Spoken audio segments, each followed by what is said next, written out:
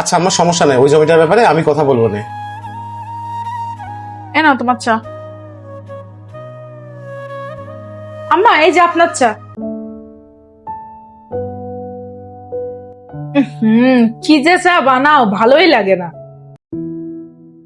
পূর্বা, আজকের পর থেকে তোমার চা বানানোর দরকার নেই, তুমি যাও এখান থেকে। আর আম্মা, আজকের পর থেকে তুমি তোমার চা নিজে বানায় খাবা।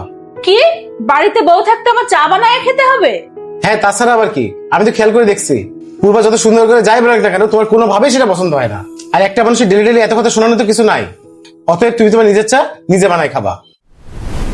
ভাবি আমার বান্ধবী আসছে, ও আর আমি এই ঘরে বসবো, তুমি একটু বাইরে যাও তো। বাইরে তো অনেক গরম, সমস্যা নেই, আমি তোমাদের ডিস্টার্ব করবো না। বললাম তো বাইরে যেতে, কথা কানা যায় না। এই ভাবির সাথে কেউ এভাবে কথা বলে? তোর যদি সমস্যা হয় তাহলে তুই তোর বান্ধবী নিয়ে বাইরে গিয়ে বসগে যা। তোর ভাবি কেন যাবে?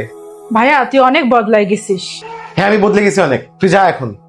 তুমি এভাবে না বললেও পারতা, ও তো মন খারাপ করবে অনেক। দরকার আছে। তুমি যেমন আমার বাড়ির মানুষকে সম্মান করো, ভালোবাসো, তেমনি আমার বাড়ির মানুষের উচিত তোমাকে তোমার প্রাপ্য সম্মানটুকু দেওয়া। আর স্বামী হিসেবে এসব দেখার দায়িত্ব আমার।